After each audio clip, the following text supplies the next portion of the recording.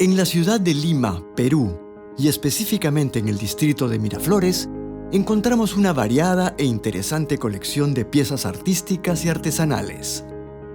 Colección Juan Álvarez Vita. Esta hermosa exhibición, fruto de la dedicación y esfuerzo de su gestor a través de los años, puede clasificarse en las siguientes categorías: pinacoteca, muebles, porcelanas, cerámicas y cristalería, máscaras, baúles, esculturas y tallados, tapices y telas, huacos, queros, retablos, otros objetos. El embajador Juan Álvarez Vita, forjador de esta hermosa colección, estudió Derecho e Historia en las universidades de San Marcos de Lima y Católica del Perú, y diplomacia en las Academias Diplomáticas del Perú y de Austria. Ha representado el Perú en importantes países de América y Europa, y también ha sido docente de universidades en Europa y en el Perú.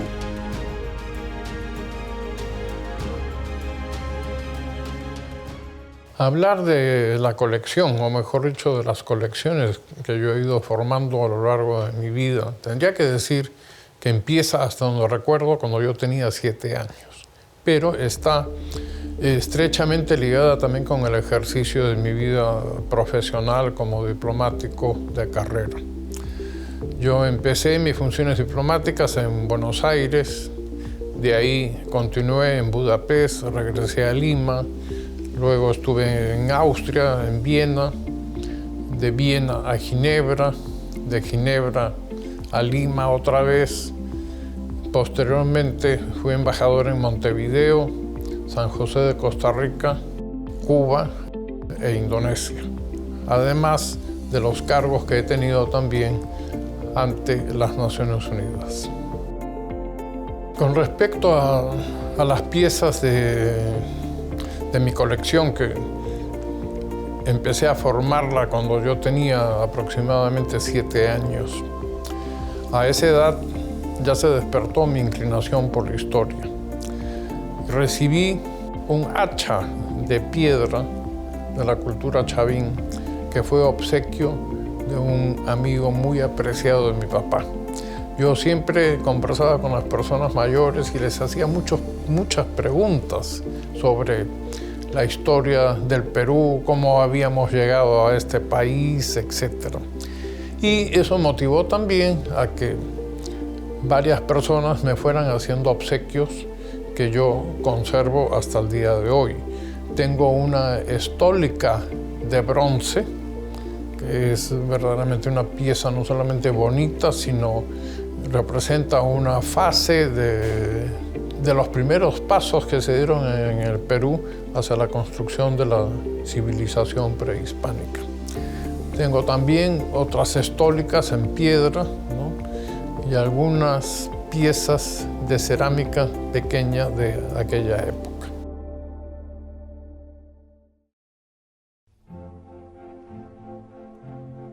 Con los años he ido formando una pequeña pinacoteca que está compuesta por pinturas de diferentes países.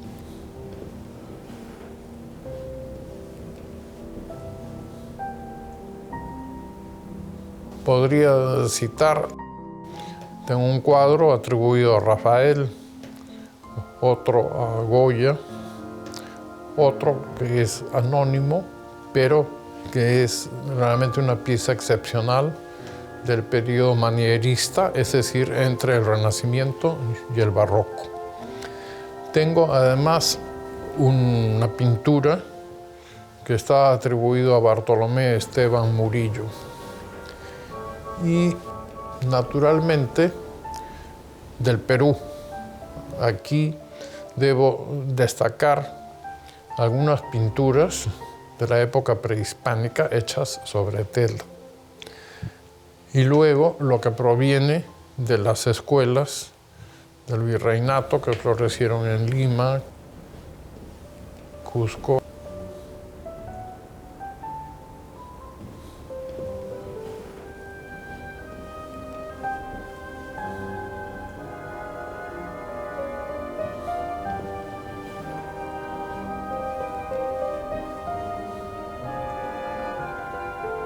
Ayacucho, Oruro y Quito. Menciono Oruro y a Quito porque formaron parte del virreinato del Perú y es en esencia la misma cultura. Del Perú no me he limitado únicamente a lo que pertenece al pasado virreinal, sino también a los pintores peruanos contemporáneos. Entre ellos tendría que citar a Núñez Ureta. Dentro de esta colección de Núñez Ureta hay una pintura muy rara porque está hecha no sobre papel, sino sobre madera y con óleo, porque él fue principalmente un maestro de la acuarela. Tengo también, aunque nació en el Ecuador, pinturas de Guayasamín, tengo de Quispe Sacín, de Picasso, aunque no podríamos ubicarlo en el grupo peruano, pero no podría dejar de mencionarlo. También hay pinturas de Quintanilla y una sección dedicada a Humareda, que es un pintor por el cual yo personalmente tengo predilección.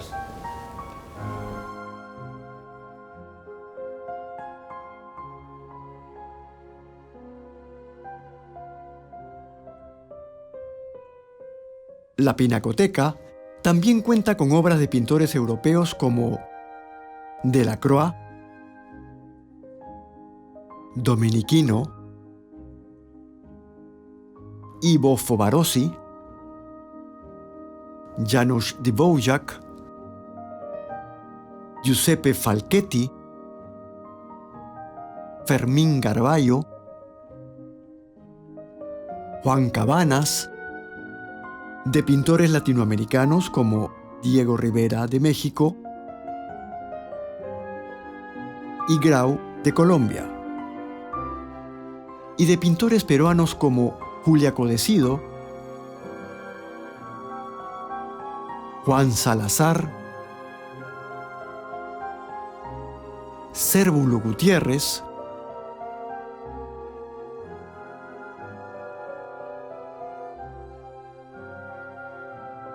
Vinatea Reynoso,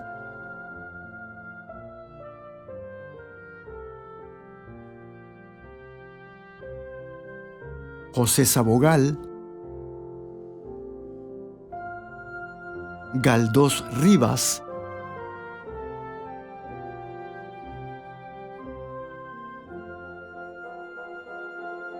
Luis Yamamoto, Omar Delgado, Salmo, Tinoco, entre otros. En lo que se refiere a mi colección sobre pinturas, una pieza que yo aprecio mucho por el valor especial es una Virgen del Carmen que me fue obsequiada por mi abuela. No es una gran pintura, no es de un gran maestro, pero es una pieza de la llamada Escuela de Lima, que se desarrolló al mismo tiempo que las escuelas de Cusco, de Quito, Ayacucho y Oruro.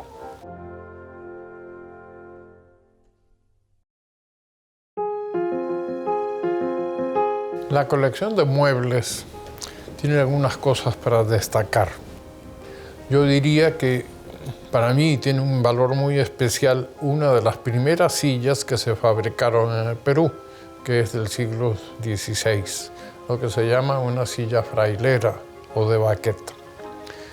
También podría decir que hay otros muebles que son de origen europeo. Hay un costurero hecho aquí en el Perú en el siglo XVIII, que es prácticamente una pieza única. Y de muebles de manufactura indonesia, Hay un armario que está todo enconchado, ¿no? Con piezas de concha de perla, baúles que siguen el mismo sistema, en los cuales es imposible no reconocer cierta influencia árabe que llegó también a Indonesia. Hay un mueble de forma triangular sumamente raro que proviene de la isla de Lombok en Indonesia. Y también una silla que estuvo en un cratón, el cratón de la Casa Real de Sinagabariang, que me entregaron como obsequio el día en que fui incorporado en esa Casa Real. Entre otros sorprendentes muebles, encontramos un armario peruano del siglo XVIII, 2 armarios de Sumatra,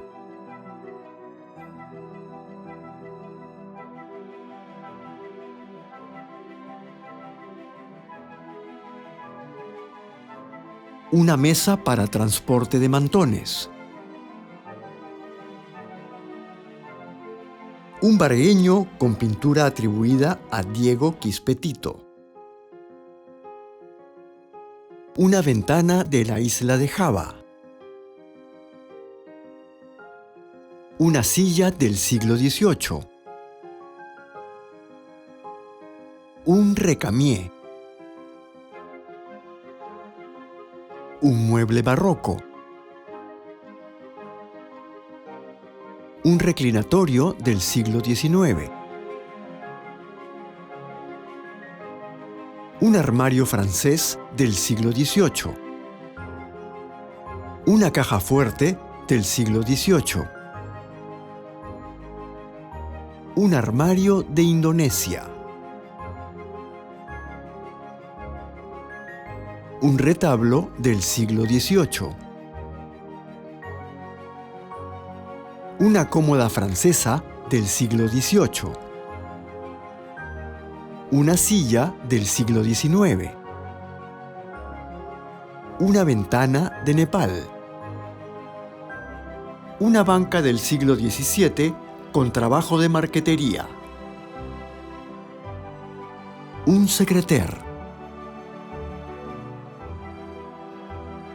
Durante mi misión diplomática en Indonesia hice una amistad muy especial con el sultán de Yogyakarta, Hamengkubuwono X, quien me obsequió esta puerta. Está completamente hecha en madera y con un trabajo extraordinario por la talla y la paciencia. Es una puerta que se usa en los palacios, el kraton, como le llaman en lengua indonesia, que se desarrolló en el estilo que pueden ver aquí en la ciudad de Yogyakarta, la capital histórica de Indonesia.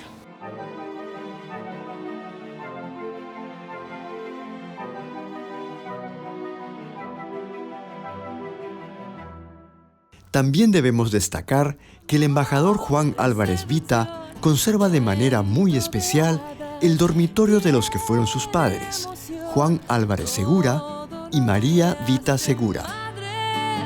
Devoción y una alianza eterna.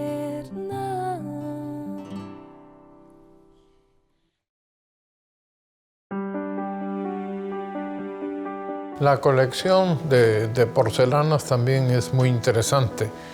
Yo empecé a formarla cuando me encontraba prestando servicios diplomáticos en nuestra embajada en Hungría.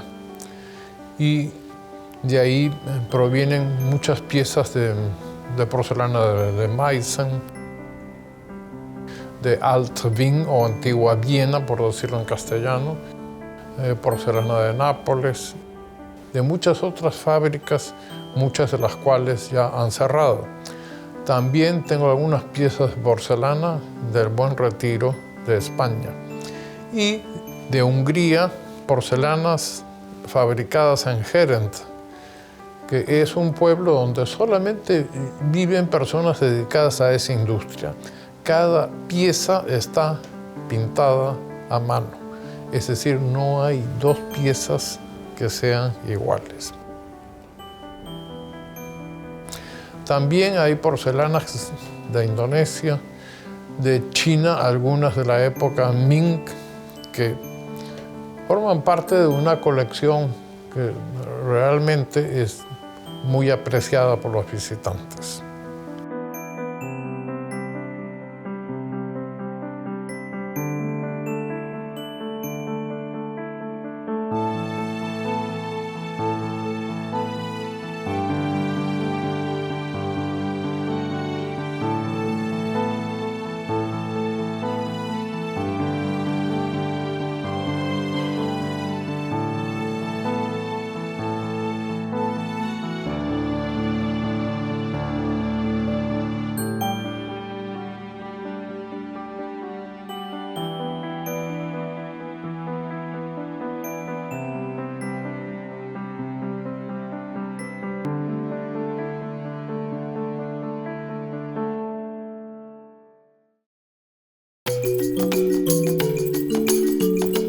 La colección de máscaras que pueden ustedes ver está constituida por aproximadamente 1000 piezas, de las cuales 500 son de Indonesia y las otras son del Perú y de algunos países africanos y de Corea. Hay que señalar, en lo que se refiere a las máscaras de Indonesia, que son muy diferentes de acuerdo con la isla donde fueron hechas. El fondo cultural, que podría decirse que es común, es que la máscara tiene algo de sagrado. Si fue hecha con un árbol que creció en un lugar santo, esa máscara adquiere un valor mucho mayor que el que fue elaborado con una madera simple. Cada máscara tiene una historia. Cada máscara representa una parte de la vida del artesano y también del pueblo a la cual pertenece. Podríamos dedicar horas de horas para hablar de las máscaras que tienen en el fondo muchas similitudes. Hay máscaras peruanas que yo las pondría junto a máscaras indonesias y se diría de dónde viene esta similitud.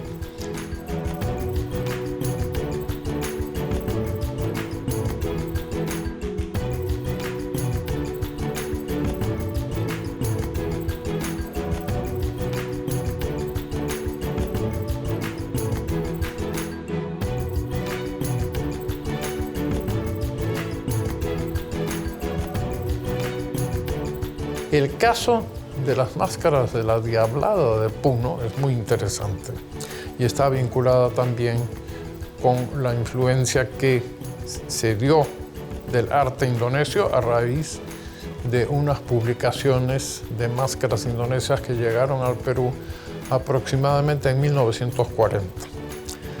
Podemos ver las enormes diferencias que hay entre una máscara de diablo de hace unos 100 años y que se utilizaba en Puno con las que hoy día vemos para la festividad de la Virgen de la Candelaria.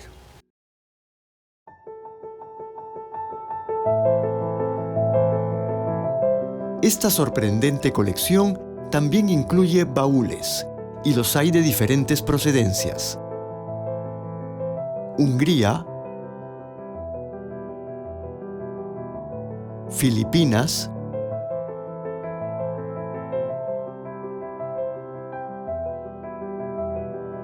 Indonesia,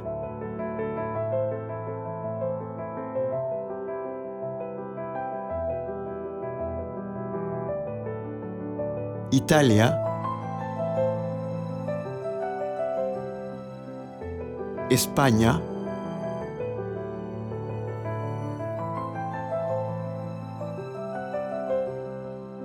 Marruecos y Perú.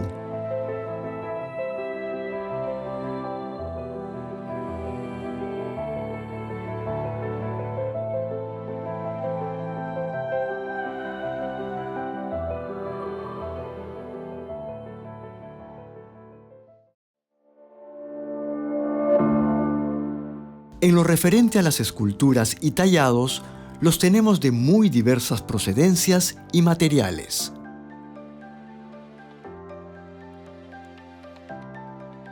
Tallados en madera de Indonesia.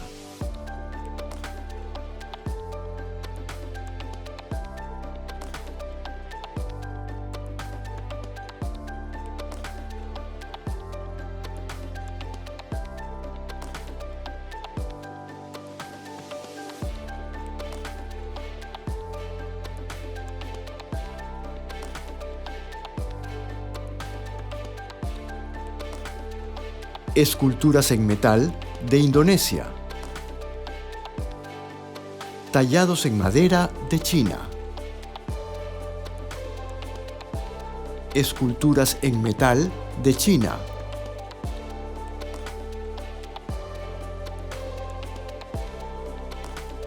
Tallado en hueso de China. Tallados en madera de Camerún. Escultura en metal de Camerún. Escultura en piedra de India. Escultura en metal de Japón. Esculturas en metal de Nepal.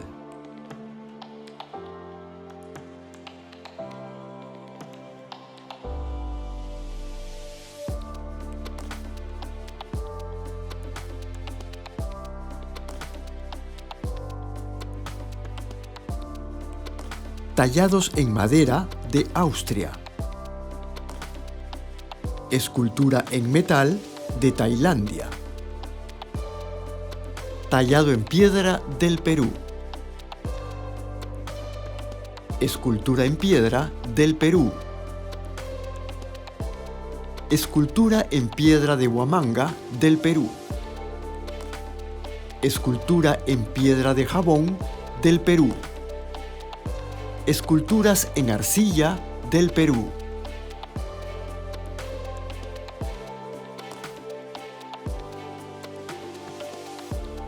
Escultura en metal del Perú. Tallado en madera del Perú. Una Sagrada Familia tallada en madera, obra atribuida al maestro español Pedro de Mena. Una Virgen María tallada en piedra de Huamanga.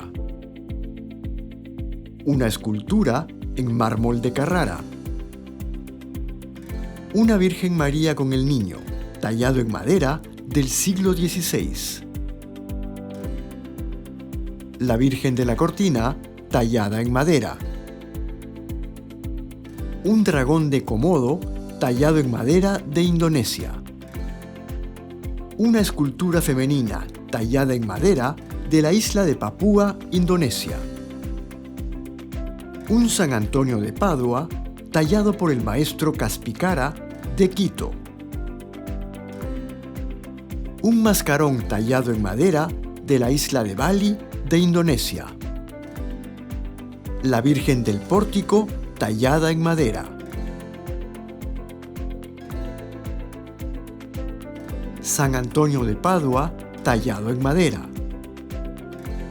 Un Jesucristo de Víctor Delfín, tallado en madera de Indonesia. Una escultura en metal de Fernando Botero.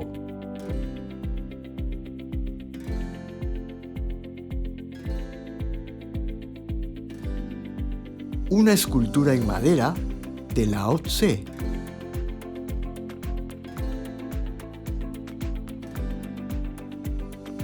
Una escultura del dios Shiva. Una escultura del dios Ganesha. Una escultura de Buda.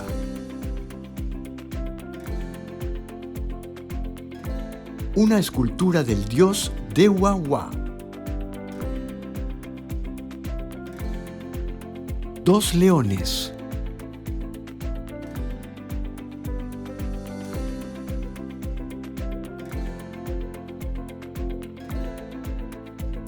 Esculturas de dos guardianes de los templos hinduistas.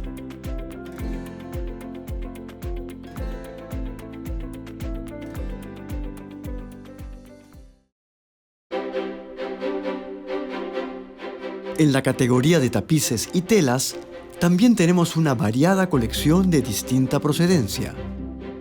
Bordados de China.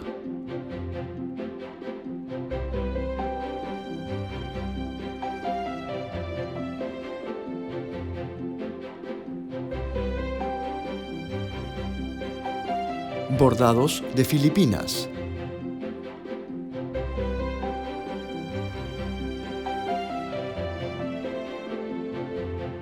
Bordado de India. Tancas de Nepal.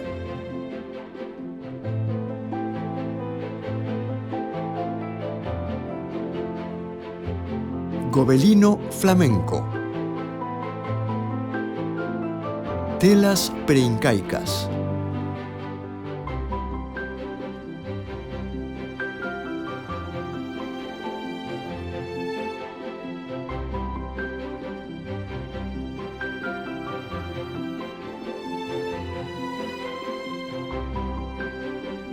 Tapiz cusqueño del siglo XVI.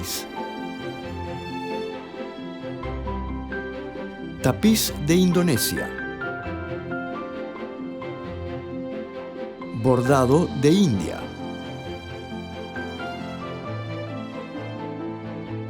Tapiz flamenco. Tapiz de Austria.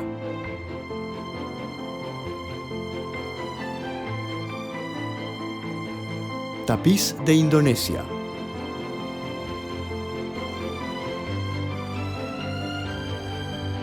Tapiz de Indonesia.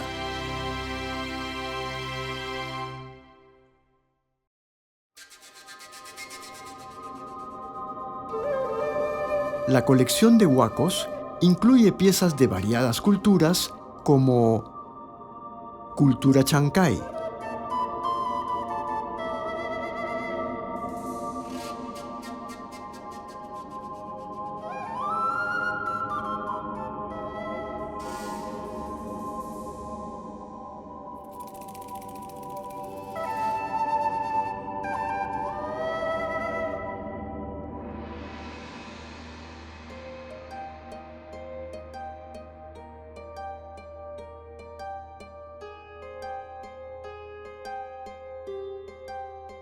cultura Ichma, cultura mochica, cultura nazca, cultura vicus, cultura tiahuanaco, cultura paracas, cultura huanca, cultura wari, cultura chimú,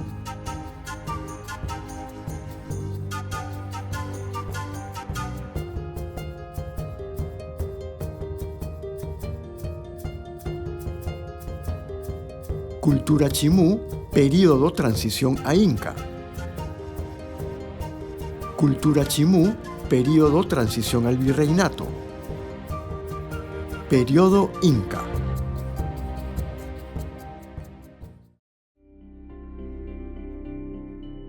El quero es una pieza que nos acompaña prácticamente a lo largo de toda nuestra historia.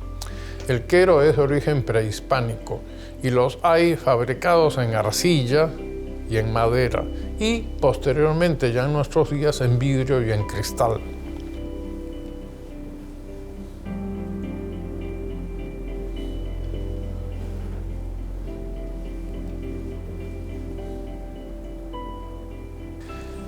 Dentro de los queros que, como digo, nos acompañan en toda nuestra historia, hay, por ejemplo, queros muy singulares. Este quero que ustedes están viendo representa las guerras civiles de los conquistadores entre los pizarristas y los almagristas. Y aquí los pueden ver a los soldados con sus uniformes clásicos de la época.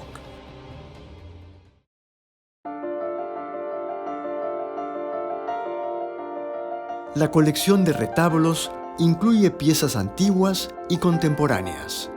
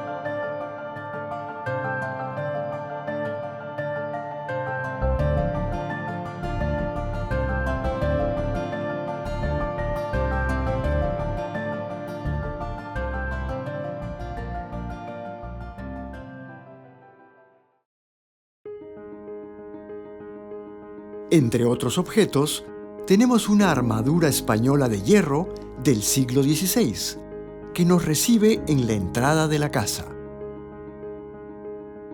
También se cuenta con una colección de bastones elaborados de diferentes materiales, como madera, metal y marfil.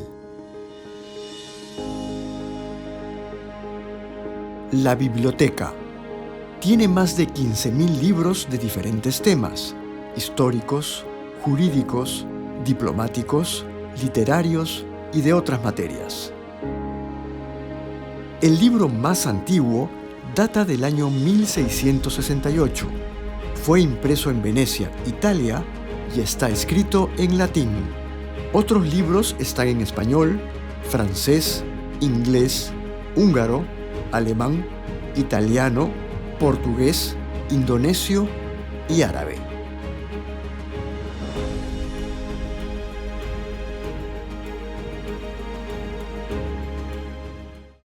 Quisiera señalar que conservo también un obsequio que mi abuela me hizo. Ella era sobrina nieta de Manuel Pérez de Tudela, quien redactó el Acta de la Independencia del Perú. Es muy probable que esta pluma, que le perteneció a él, haya sido utilizada para la suscripción del documento más importante del nacimiento de nuestra vida republicana. También se conserva el escritorio del prócer de la Independencia del Perú, don Manuel Pérez de Tudela, un crucifijo, una imagen de la Virgen de la O que le pertenecía, de cuya cofradía fue hermano mayor, y algunos libros. Dentro de este hermoso armario encontramos una interesante colección de objetos de plata. También encontramos un gong indonesio. Y también una pequeña colección de marionetas de Indonesia utilizadas para la representación del Ramayana. Historia de la casa. Se terminó de construir en 1948. Fue diseñada en estilo neovirreinal por el arquitecto Fernando Belaúnde Terry quien fue 2 veces presidente de la República. De esta manera, finalizamos este interesante y sorprendente recorrido que esperamos haya sido de su agrado. Colección Juan Álvarez Vita. Un tributo a la diversidad.